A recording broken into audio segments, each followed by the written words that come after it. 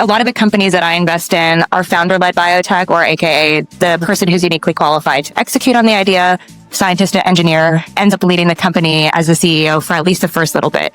If any of you want to comment generally on whether you've had some interesting experiences with scientist founders, do you gravitate towards them? Do you look for a more well-rounded team? What do you think the pros of investing in scientists first are? It does come down to, especially pre-seed and seed investing.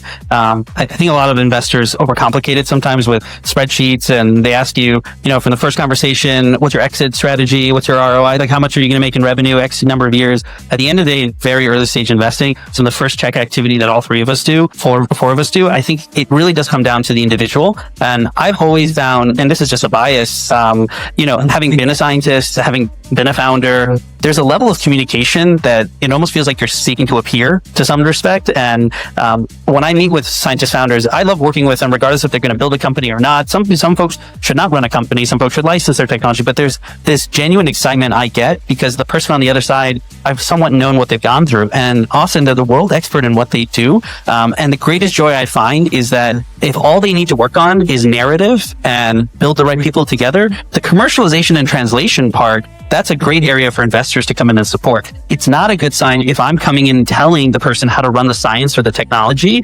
That means we've got a mismatch, and there's a bit of a red flag.